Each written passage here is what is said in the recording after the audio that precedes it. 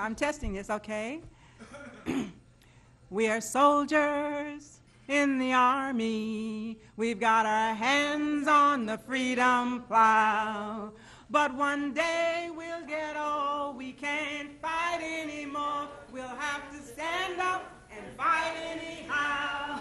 So here we are in our 60s. So I started with that song because I really like it, but also because it represents the book, Hands on the Freedom Plow. And a third reason I started with that is that I want to talk about the importance of music and song in the movement. So I want to say, Judy asked me to start first with how did I get there, and the way I got to SNCC and to Mississippi and Georgia was I joined NAG, Nonviolent Action Group, in D.C. at Howard, and it would be for another day to talk about how wonderful NAG was, but I can tell you that one day I said casually to Stokely Carmichael, I said, Stokely, this sounds kind of good. I think I'd like to go south.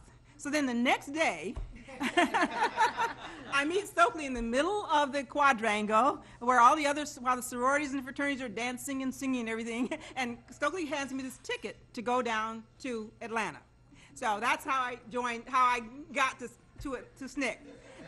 Then when I get to Atlanta, I walk up this creepy little place up to the second, it was 9.5 Raymond Street, 8.5 Raymond Street. I walk up the stairs, and it's totally empty. There's nobody there, except Julian Bond wanders out from the back, and he looks at me, and I tell him who I am. I show him my ticket, and he says, oh, I guess you thought someone would be here to greet you.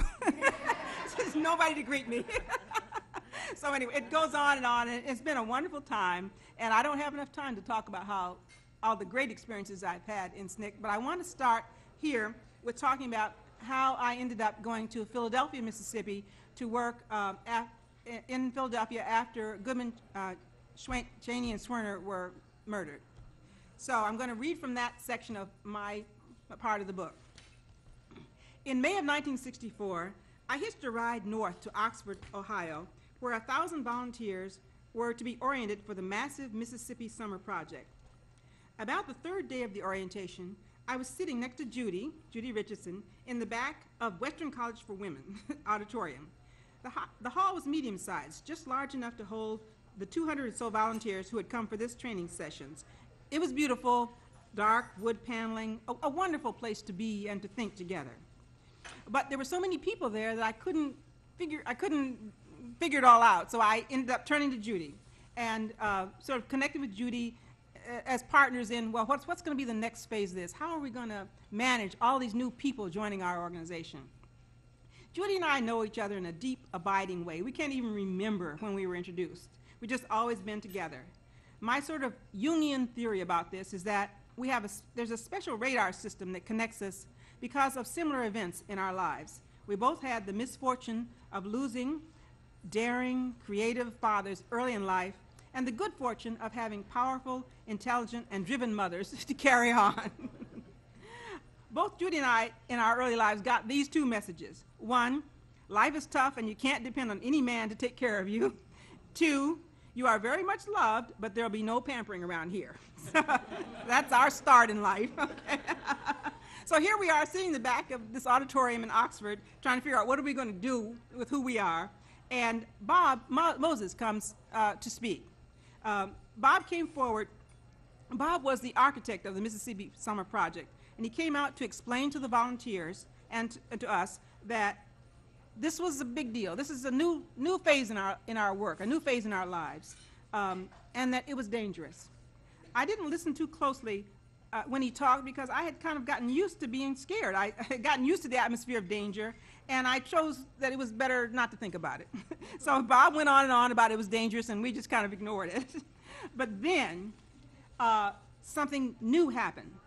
Just as Judy and I were sitting there kind of just being in the mood, Bob was called off stage for a few minutes. When he came back, he was a different guy.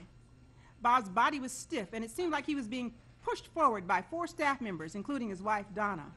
These staff members lined up next to Bob as he announced in an unusually hesitant way that 3 of our people, Goodman, Swerner, and Cheney, were missing in Philadelphia, Mississippi, and feared that they were dead. Dead.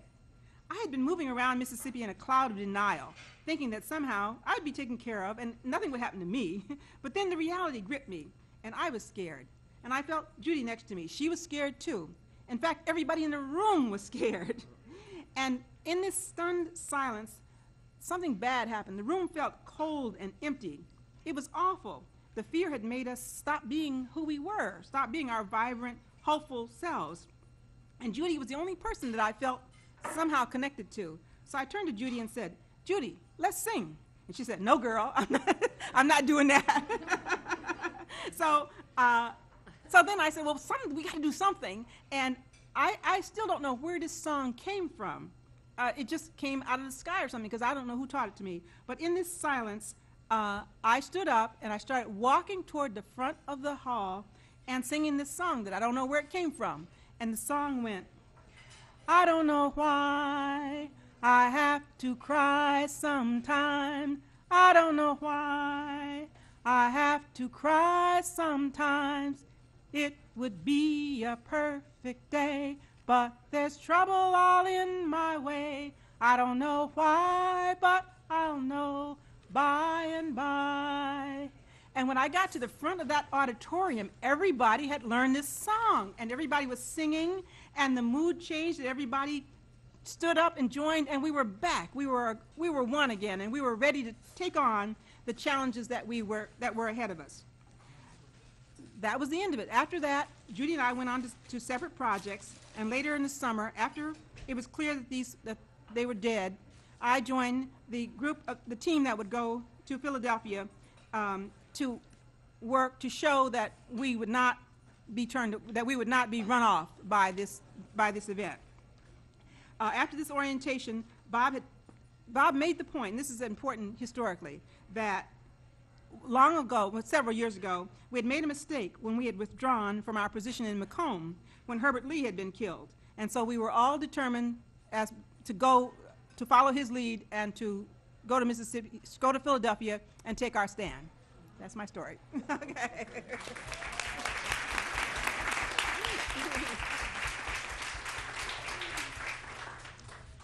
Betty Garman Robinson worked with SNCC as a member of the staff from 1964 to 1966. In the 70s, she moved to Baltimore to do factory and union organizing, which led her to a career in public health, starting with occupational health research and ending as the director of an HIV/AIDS study clinic. In 1997, she returned to community organizing, which she continues today. She is the mother of 2 daughters and has 2 grandchildren. Betty. Thanks, Jennifer. So how did I get to SNCC? I grew up, my parents were working class. They both got a college education, and they joined the middle class. And they were very nervous about their new place in the middle class. And therefore, they were very worried about, move it a little bit, okay. They were worried about how would people see them, and so they were very cautious. At the same time, I grew up with I was kind of a fairness person. I was for fairness here and fairness there. I don't know where I got it from, but that's kind of how I saw it then. And then I went to college in upstate New York, and the sit-ins happened. And I could not believe that black students in the South could not eat at lunch counters. There was just something about that I couldn't believe it.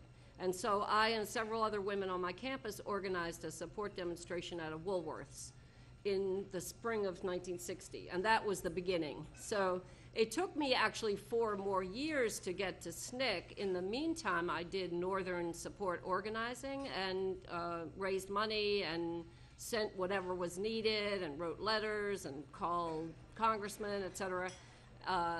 In graduate school at Berkeley, I was part of a group. Some of this is in the story, too. I was part of a group of graduate students, and we read about social movements in the U.S. And one thing we learned was that the struggle against racism, against institutional racism, and the struggle of African-American people was the one struggle where the energy existed for real fundamental change in the country.